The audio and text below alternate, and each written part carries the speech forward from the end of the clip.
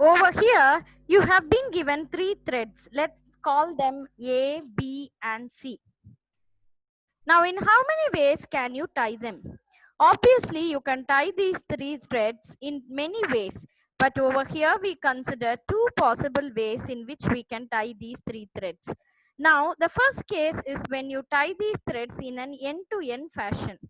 So you can see threads A, B, and C have been tied in an end-to-end fashion.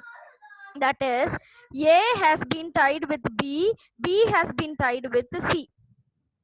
If you notice closely, you will find that in between any two threads, that is A and B or B and C, there is only one common point. Even if you had to tie A along with C in a circular path, even in that case, A and C would have had just one common point in between them. Now there is another way in which we can tie it.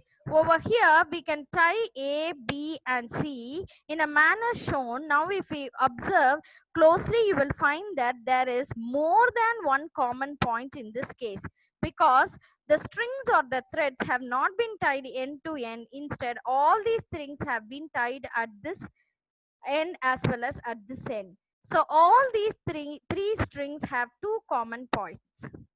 So in the first case, there was a single common point. In the second case, the 3 threads have 2 common points. So just like that, we can tie these threads in this manner.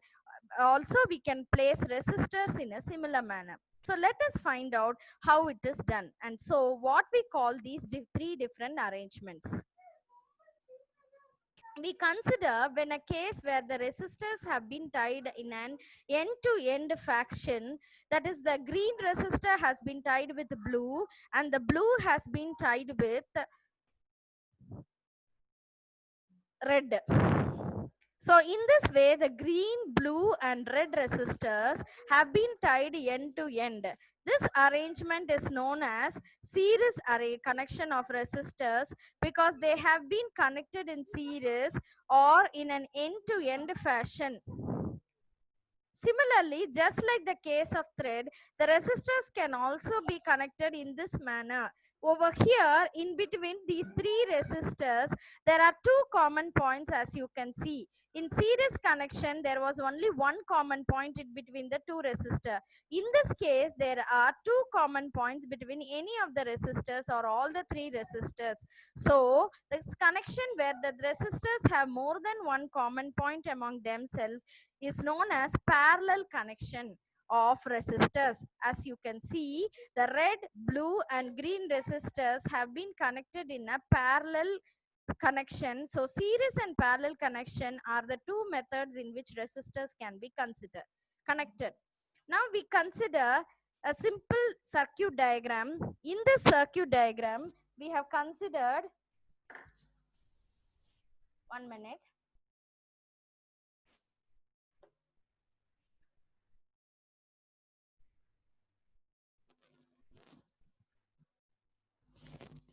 In this circuit diagram, we have considered the voltage and resistor that have been placed along with the voltage source.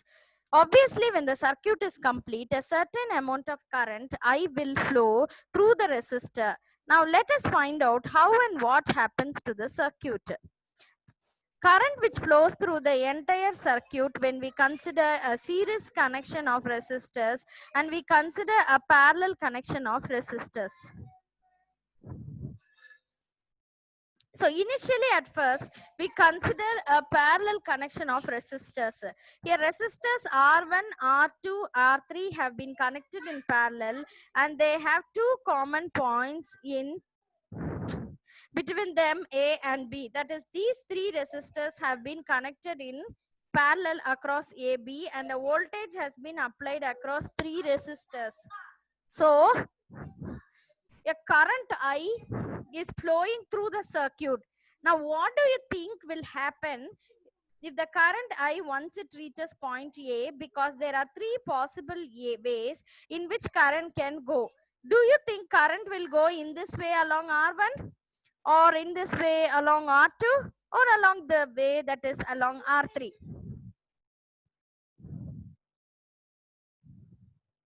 Interestingly, current actually branches out in these three resistors and flows along each of the resistor but in different quantities. So along resistor R1, current I1 flows, along resistor R2, current I2 flows, and along resistor R3, current I3 flows.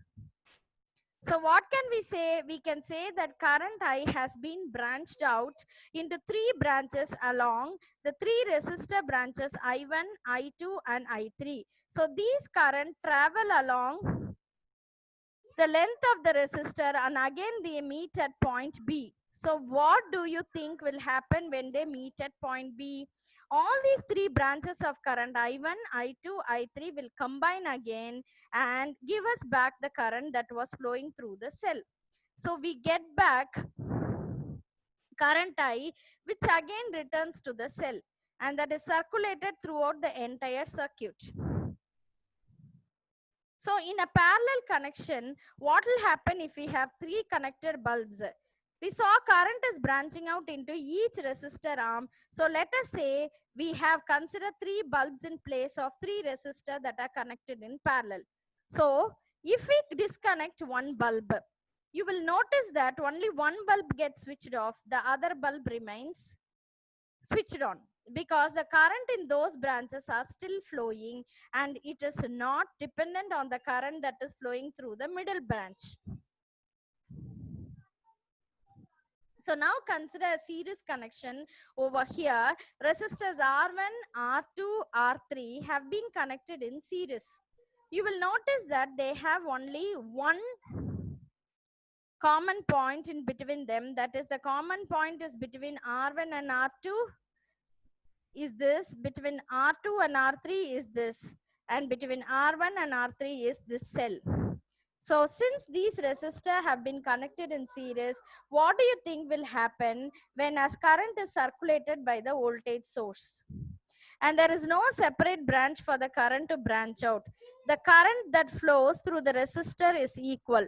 That is, the current I flows through resistor R1 and the same current I flows through resistor R2 and the same current I also flows through resistor R3.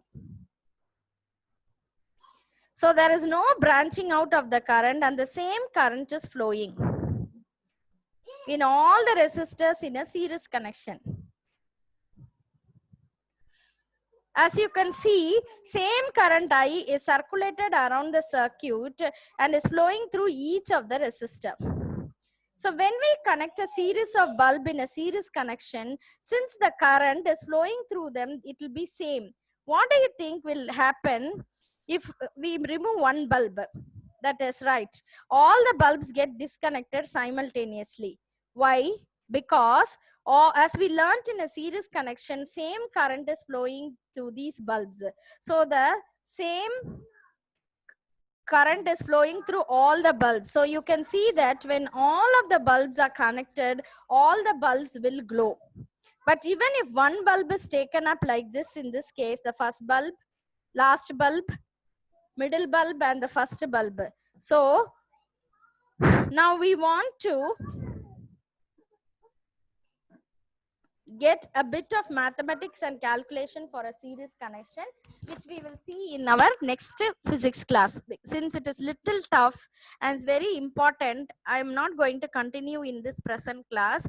We'll see the particular topic, how to calculate mathematically the series and parallel connection, will be taught in the next physics class. So children, this particular series and parallel connection and Ohm's law is there for practicals. So after school reopens, this practicals we will do.